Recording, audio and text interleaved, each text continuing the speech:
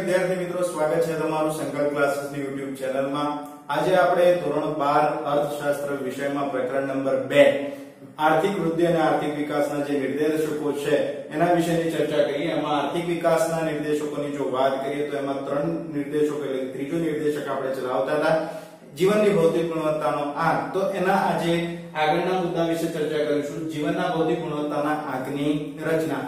Topic शुरू करता पहला આપણે થોડો ગઈકાલનું રિવિઝન કરી લઈએ। તો જીવનની ભૌતિક ગુણવત્તાનો આંક કોને કહેવાય? હવે આપણે એની વ્યાખ્યા લખી હતી તો વપરાશના ધોરણો ઉપર ડિપેન્ડેન્ટ છે, બરાબર છે। તો વપરાશના ધોરણો કોને કહેવાય? જીવનની ભૌતિક ગુણવત્તાનો આંક જે છે એ શાના ઉપર આધારિત છે? વપરાશના ધોરણો ઉપર। તો વપરાશના ધોરણો કોને કહેવાય? તો કોઈ એક ચોક્કસ સમયગાળા દરમિયાન વ્યક્તિ અથવા તો વ્યક્તિના સમૂહ દ્વારા શું કરવામાં આવે? એક તો ખોરાક, પછી બીજું કીધું છે બિન ટકાઉ વસ્તુઓ, અર્ધ ટકાઉ વસ્તુઓ, ટકાઉ વસ્તુઓ, ઓકે।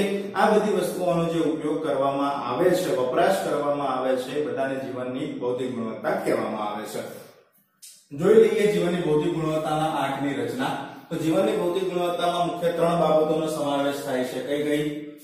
શિક્ષણ, અપેક્ષિત આયુષ્ય અને બાળ મૃત્યુ દર। તો પહેલો મુદ્દો છે કે દરેક નિદર્શ એટલે કે શિક્ષણ, આયુષ્ય અને બાળ મૃત્યુ દરને 100 નો ભાર આપવામાં આવે છે। ભાર એટલે મહત્વ। આપણે સૂચકાંક જે ચેપ્ટર 1 ચાલી ગયું આપણા શાસ્ત્રમાં, એમાં ચેપ્ટર 1 માં ભાર વિશેની બાબતો હતી, ઓકે। તો અહીંયા એવી જ રીતે છે કે આ જે ત્રણ નિર્દેશકો છે એને 100 નો ભાર આપવામાં આવે છે।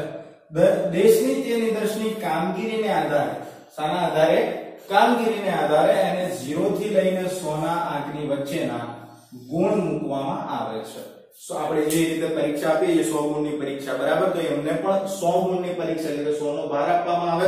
પછી જે રીતે આ ત્રણ નિર્દેશકો કામ કરતા હોય, જે લેવલમાં કામ કરતા હોય એ રીતે એને શું આપવામાં આવે છે? 100 માંથી ગુણ આપવામાં આવે છે। તમે જેટલી મહેનત કરો એટલા માર્ક મળે છે। સેમ અહીંયા કે આ લોકો જેવી રીતે એટલે કે આ ત્રણ પરિબળો જે રીતે ભાગ ભજવે એ રીતે એને 100 માંથી શું આપવામાં આવે છે? ગુણ આપવામાં આવે છે।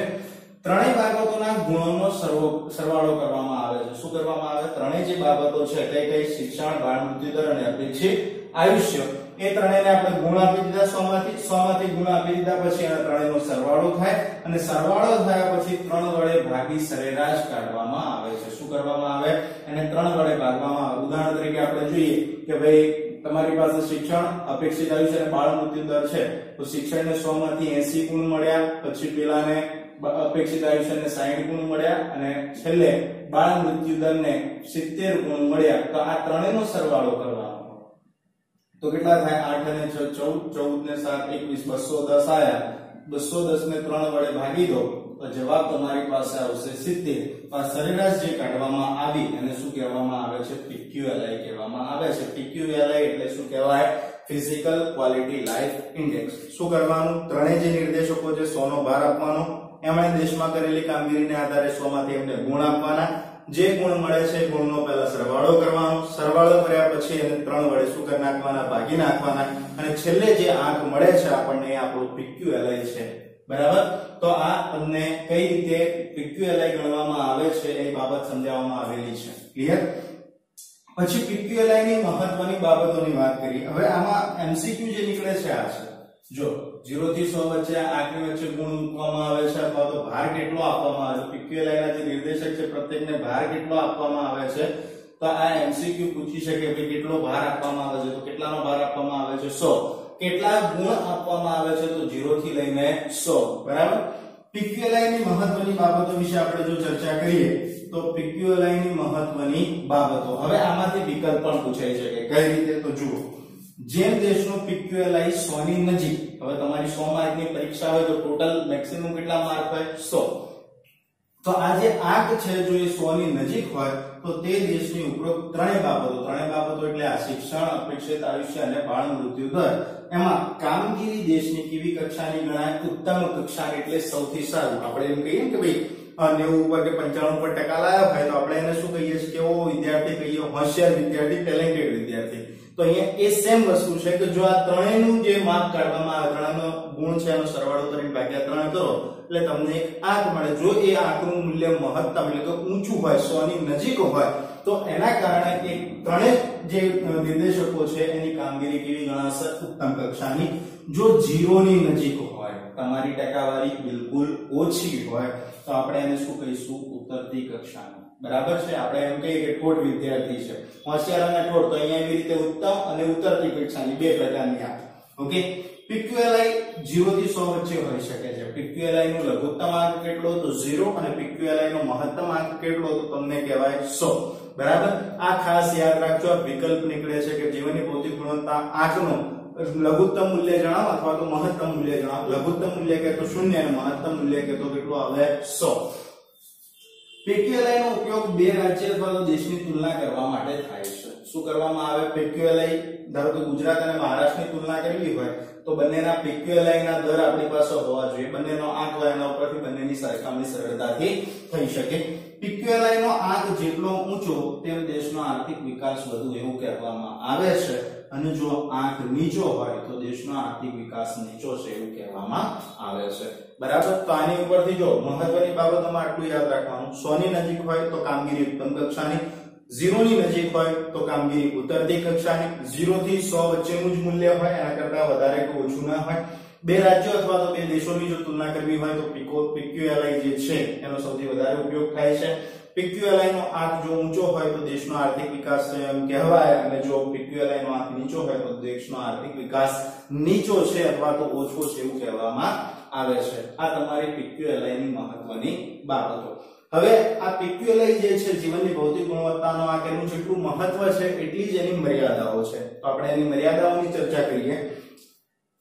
તો પહેલા સકારાત્મક બાબતો આપી છે એ જોઈ લઈએ. તો PQLI ની સકારાત્મક બાબતો, તો તેમાં માનવ જીવન ધોરણને સ્પર્શતા શિક્ષણ અને આરોગ્ય જેવી બાબતોનો સમાવેશ કર્યો છે.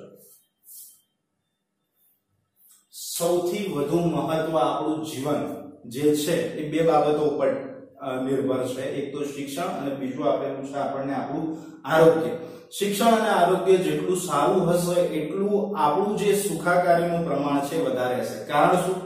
પહેલી વસ્તુ જો શિક્ષણ જેટલું વધારે મેળવેલું હશે એટલું કામ આપણને સારું મળશે, અને જેટલું કામ સારી ગુણવત્તા વાળું મળશે આવક એટલી વધારે થશે. આવક વધારે હશે તો આપણે કોઈ પણ વસ્તુ આસાનીથી શું કરીશું? ખરીદી શકીશું, એટલે આપણી સુખાકારીમાં વધારો થાય. સેકન્ડ થિંગ આપી છે આરોગ્ય. હવે આરોગ્ય કઈ રીતે અસર કરે છે? તો આરોગ્યની જો વાત કરીએ તો તમારે જો કોઈ મોટી બીમારી લાગુ પડે તો તમે લાંબા સમય સુધી કામ ના કરી શકો. ઉદાહરણ તરીકે શ્વાસની બીમારી હોય અને તમે કોઈ જગ્યાએ કારખાનામાં કામ કરતા હોય તો તમે લાંબા સમય સુધી ત્યાં કામ કરી શકવાના છો નહીં. પણ એની જગ્યાએ જો સ્વસ્થ વ્યક્તિ કામ કરતી હોય તો એના કારણે એનું કામગીરીનો દર જે છે, ઉત્પાદન ક્ષમતા જે છે કેવી હશે? વધારે હશે. ઉત્પાદન ક્ષમતા અને કાર્યક્ષમતા જેટલી વધારે એટલી આવકમાં શું થશે? વધારો. તો આજે માનવ વિકાસ જીવનની ભૌતિક ગુણવત્તાનો આંક છે તેમાં માનવ જીવન ધોરણને સ્પર્શતા શિક્ષણ અને આરોગ્યનો સમાવેશ થાય છે. બીજું, માથાદીઠ આવકના નિર્દેશક કરતા PQLI ચડિયાતો છે. માથાદીઠ આવકના નિર્દેશક કરતા શું છે? આ PQLI ચડિયાતો છે. કેમ? માથાદીઠ આવક પણ સરેરાશ છે, PQLI પણ સરેરાશ છે, પણ માથાદીઠ આવકમાં ખાલી માત્ર એની આવકમાં વધારા સાથે એ લોકો સંબંધ ધરાવે છે, બીજી કોઈ બાબત સાથે સંબંધ ધરાવતા નથી. વ્યક્તિની માથાદીઠ આવક વધી, બસ એ જ બાબત ધ્યાનમાં લેવાય. જ્યારે PQLI માં કઈ બાબતો ધ્યાનમાં લેવાય છે? શિક્ષણ, આયુષ્ય અને બાળ મૃત્યુ દર. ત્રણ બાબતો જે આપણા જીવન સાથે જોડાયેલી છે એ બાબતોને ધ્યાનમાં લેવામાં આવે છે. PQLI એ રાષ્ટ્રીય આવક અને માથાદીઠ આવક કરતા ઓછી મર્યાદાઓ ધરાવે છે. PQLI ની પણ મર્યાદા છે. જેવી રીતે રાષ્ટ્રીય આવક આગળ ભણી ગયા, માથાદીઠ આવક ભણી ગયા, એ બંનેમાં જેવી રીતે મર્યાદા છે એવી રીતે સેમ અહીંયા PQLI ની પણ મર્યાદાઓ છે. પણ આ બંને કરતા જે અગાઉ બે નિર્દેશકો આપણે ભણ્યા એના કરતા આની મર્યાદાઓ કેવી છે? થોડી ઓછી છે. PQLI થી જુદા જુદા દેશો અને રાજ્યોની તુલના થઈ શકે. મેં અહીંયા સમજાવી દીધું છે. બે રાજ્ય અને દેશની તુલના કરી શકાય. તો આની અંદર શું હોય કે બે દેશનો શું મેળવી લેવાનો? PQLI મેળવી લેવાનો, પછી બંનેની સરખામણી કરી દેવાની. જે દેશનો PQLI ઊંચો હોય એ દેશનો આર્થિક વિકાસ બીજા દેશ કરતા વધારે હશે એવું કહી શકાય. શહેરી અને ગ્રામીણ સ્ત્રી અને પુરુષના પણ તમે PQLI બનાવી તુલના કરી શકો. એવું જરૂરી નથી કે ખાલી બે દેશ અને રાજ્યોની તુલના થાય.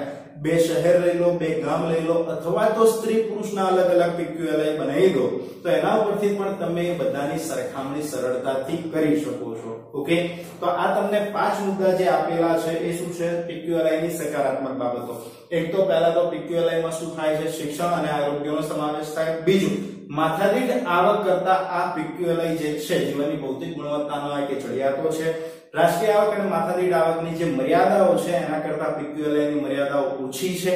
પછી બે દેશ અથવા તો બે રાજ્યોની તુલના કરવા માટે PQLI ઉપયોગી છે. એ સિવાય બે શહેર હોય અથવા તો સ્ત્રી પુરુષનું પ્રમાણ હોય એ બંનેની PQLI એટલે બંનેના જીવનની ભૌતિક ગુણવત્તાના આંક ઉપરથી સરખામણી કરી શકાય છે.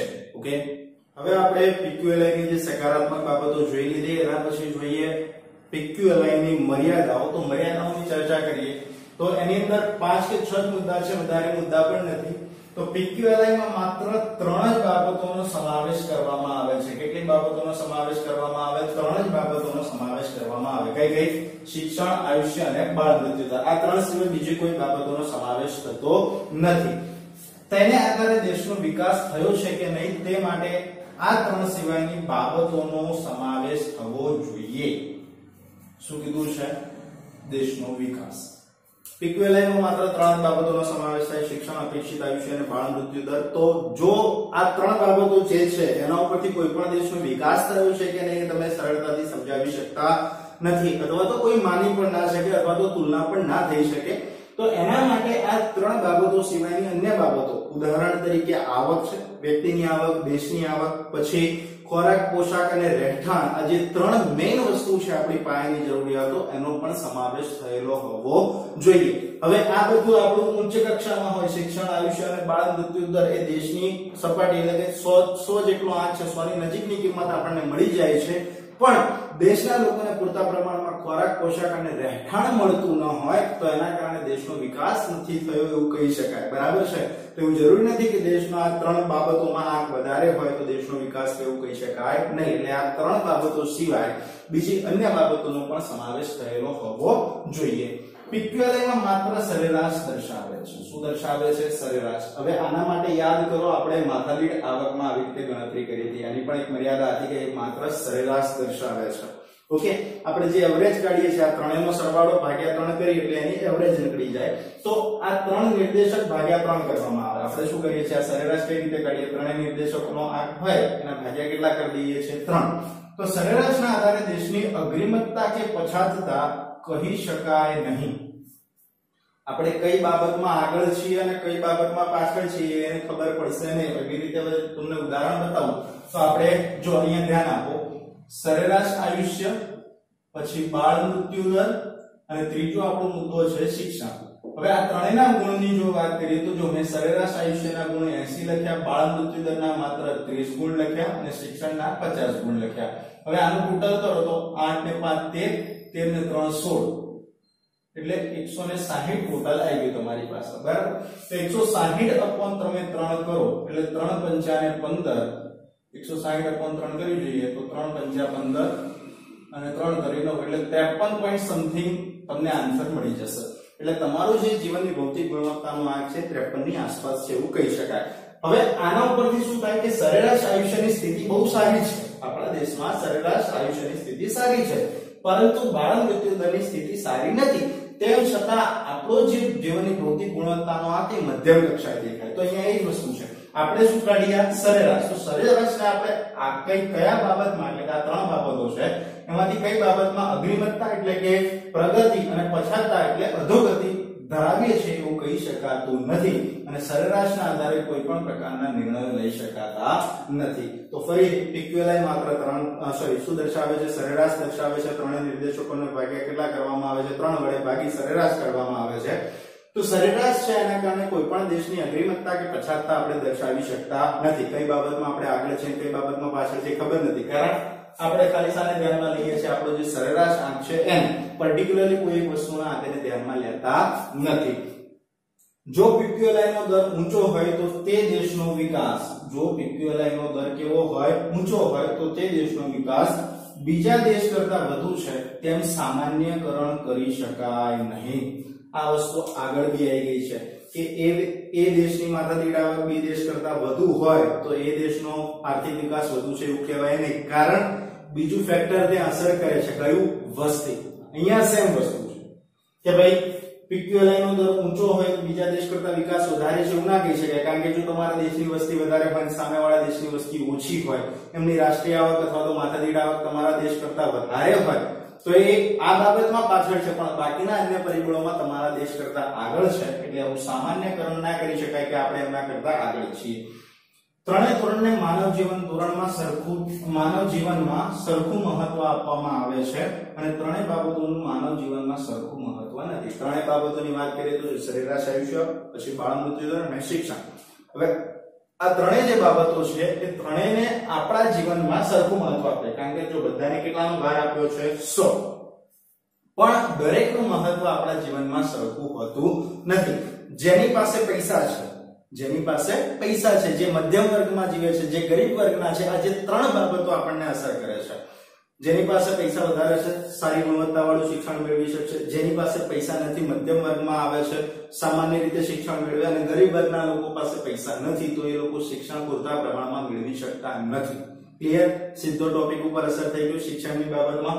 તો અહીંયા એ જ વસ્તુ કરવામાં આવી છે કે દરેક ધોરણને માનવ જીવનમાં સરખું મહત્વ અપાય છે, ત્રણેય બાબતોનું માનવ જીવનમાં સરખું મહત્વ નથી. આપણી અહીંયા જે ત્રણ કેટેગરી ચાલે છે, ધનિક, મધ્યમ વર્ગ અને ગરીબ વર્ગ, ત્રણેય ધોરણમાં બધી બાબતોનું સરખું મહત્વ હોતું નથી. બરાબર છે? હવે જો ધનિકની બાબતમાં જો વાત કરીએ તો એની પાસે પૈસા વધારે પ્રમાણમાં હોય, એટલે આરોગ્યની સુખાકારી કેવી હશે, એની પાસે વધારે. કોઈ પણ પ્રકારની બીમારી લાગુ પડે છે, તરત એ દવાખાનામાં જઈને ઈલાજ કરાવીને સ્વાસ્થ્ય થઈને ઘરે પાછો આવે છે. પણ જો ગરીબની વાત કરીએ તો આપણી પાસે પૂરતા પ્રમાણમાં જો પૈસા નથી, તો આપણે રોગનો ઈલાજ યોગ્ય સમયમાં કરી શકતા નથી. તેના કારણે મૃત્યુદરનું પ્રમાણ પણ કેવું રહેશે? ઊંચું. એટલે દરેક જે જીવન છે, દરેક વ્યક્તિનું જે જીવન છે, એની અંદર ત્રણ બાબતોનું મહત્વ ક્યારેય સરખું હોતું નથી. PQLIમાં આવક વૃદ્ધિ મહત્વની છે. PQLIમાં શું મહત્વનું છે? આવક વૃદ્ધિ. અને અહીંયા એની આ PQLIમાં ઉપેક્ષા એટલે અવગણના કરવામાં આવી છે. આ જે ત્રણેય બાબતો છે ને, શિક્ષણ, આયુષ્ય અને બાળ મૃત્યુ દર, આ ત્રણેય બાબતો શાના ઉપર ડિપેન્ડન્ટ છે? વ્યક્તિની આવક ઉપર. વ્યક્તિની આવક સારી હશે તો આ બધી બાબતો આપણા માટે સારી છે. કેમ? સમજાયું? આવક સારી હશે તો શિક્ષણ તમે વધારે પ્રમાણમાં મેળવવાના. બરાબર? બીજો પોઈન્ટ, આવક સારી હશે તો તમારા ઘરમાં જો કોઈ બાળક જન્મનાર હોય તો એની જે પ્રી પ્રાઇમરી જરૂરિયાતો છે, બરાબર છે, તો એ બધી નાનપણની જરૂરિયાતો તમે સરળતાથી સંતોષી શકો છો. એમને યોગ્ય સુવિધા જે આ સ્વાસ્થ્યની આપવી જોઈએ એ માતા અને બાળક બંનેને આપી શકો છો. પછી સરેરાશ આયુષ્ય, તમે સારા પ્રમાણમાં ખોરાક, પોષક અને રહેઠાણનો ઉપયોગ કરો છો, પોષક તત્વોયુક્ત આહાર લો છો, રહેવાની સુવિધા સારી છે, પીવાનું ચોખ્ખું પાણી મળે છે, તો એના કારણે તમને રોગ જલ્દીથી લાગુ પડતો નથી. તમારું જીવન સારું એવું ચાલે છે અને તમારું જે આયુષ્ય છે એ વધી જાય છે. તો અહીંયા એ જ વસ્તુ છે કે PQLIમાં આવકમાં વધારે મહત્વનું છે. જો આવક વધશે તો આ ત્રણ બાબતો સુધરશે, પણ અહીંયા આવકનો કોઈ ઉલ્લેખ કરવામાં આવેલો નથી, એટલે તેની અવગણના એટલે કે ઉપેક્ષા કરવામાં આવેલી છે. ધનિક દેશોની PQLI વધવાની ગતિ ધીમી હોય છે. PQLI વધવાની ગતિ કેવી હોય છે? ત્યાં ધીમી. કારણ કે સરેરાશ આયુષ્ય અમુક હદથી વધારે કરી શકાય નહીં, એટલે વધારી ના શકાય. હવે ધારો કે સરેરાશ આયુષ્ય 65 કે 66 કે 67 વર્ષ હોય, એવરેજ જેને કહેવાય છે, બરાબર.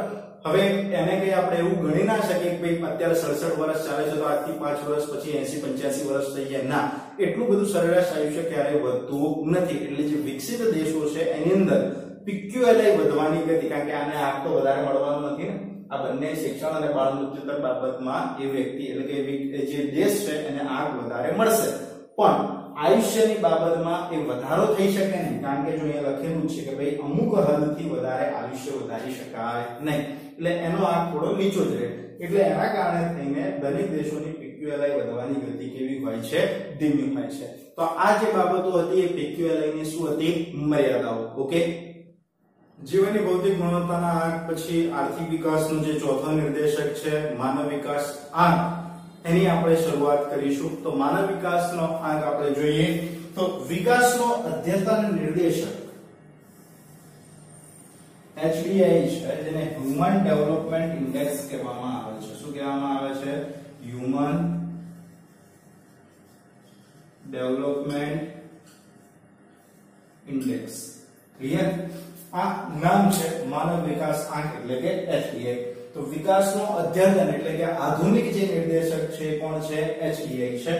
1990 માં, હવે આ તમને વિકલ્પ પૂછવામાં આવે છે MCQ અથવા તો વિભાગ B, આ બેમાંથી કોઈ એક જગ્યા આવે કે ભાઈ આ માનવ વિકાસ આંક છે એની રજૂઆત કોણે અને ક્યારે કરી? જો ક્યારે કરી એવું પૂછાય તો ક્યારે આવે? 1990 માં. કોણે કરી? તો સંયુક્ત રાષ્ટ્ર વિકાસ કાર્યક્રમ, જેને ટૂંકમાં UNDP કહેવામાં આવે છે, યુનાઇટેડ નેશન ડેવલપમેન્ટ પ્રોગ્રામ જેનું નામ છે, એના દ્વારા એક માનવ વિકાસ અહેવાલ રજૂ કરવામાં આવ્યો. માનવ વિકાસ અહેવાલ, જેને HDR કહેવામાં આવે છે, હ્યુમન ડેવલપમેન્ટ રિપોર્ટ, એ રજૂ થયો અને આ અહેવાલ પ્રમાણે વિકાસના માપદંડ તરીકે HDRI રજૂ કરવામાં આવ્યો છે.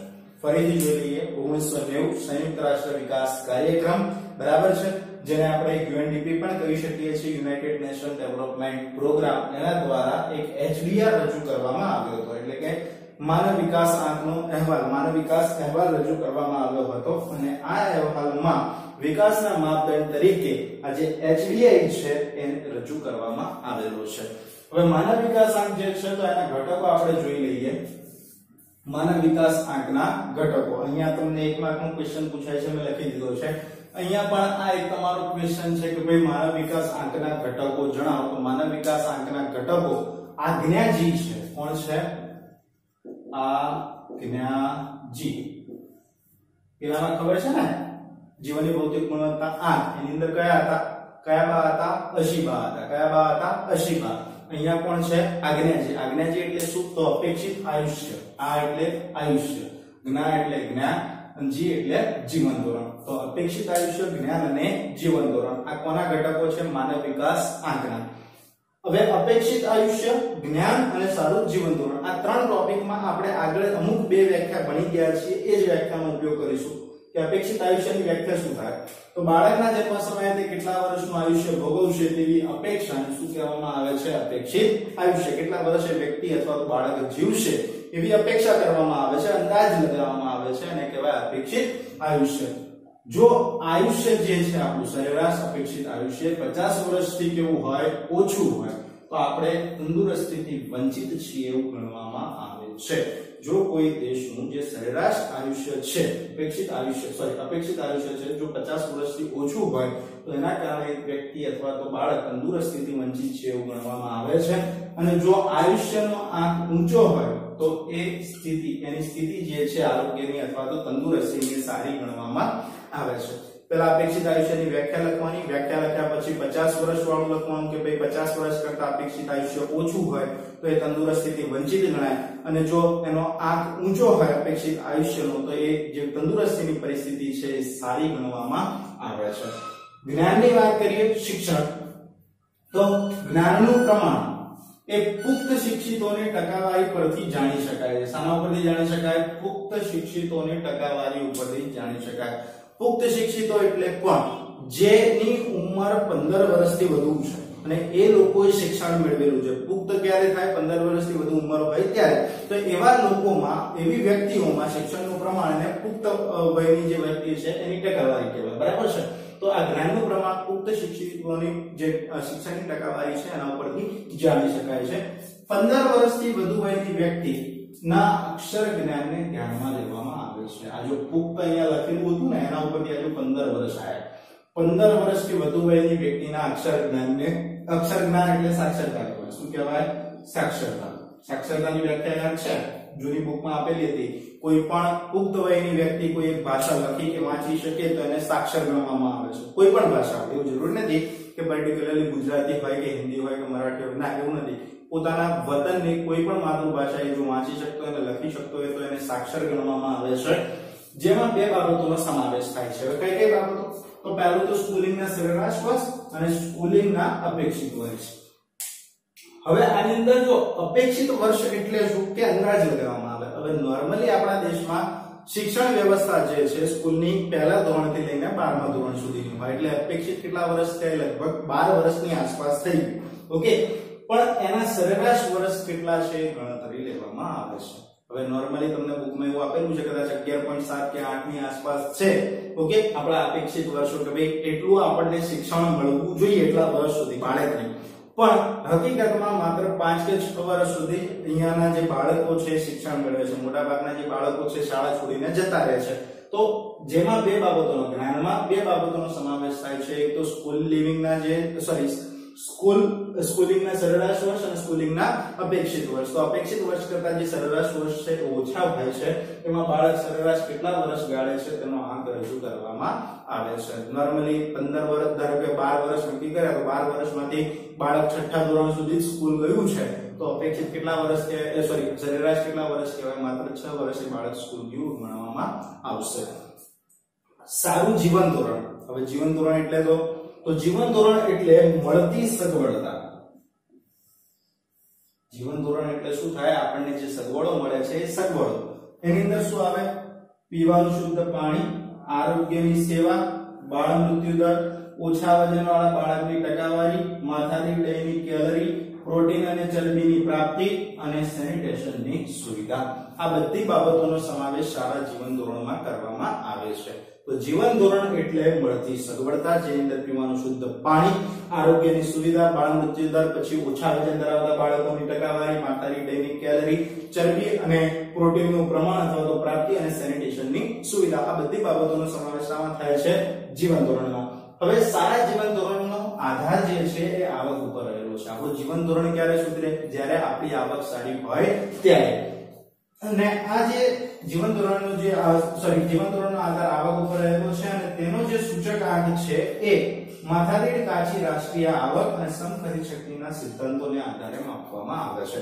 હવે આ મુદ્દો લખો કે ના લખો એની કોઈ આઈએમપી છે ને, એટલું બધું પર્ટિક્યુલરલી જરૂરી નથી, પણ તમારે આ બાબતો ધ્યાનમાં રાખવાની છે કે કઈ કઈ બાબતો સમાવેશ થાય છે. અને એની અંદર સૌથી વધારે આઈએમપી છે સેનિટેશન. શું?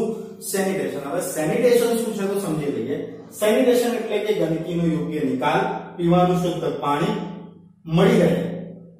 કોઈ પણ જગ્યા જે છે, બરાબર છે, કોઈ પણ વિસ્તાર છે ત્યાંની પ્રજાને પીવાનું ચોખ્ખું પાણી મળી રહે, ગંદકીનો યોગ્ય નિકાલ થાય તો એના કારણે ત્યાંના લોકોનું આરોગ્ય સુધરે.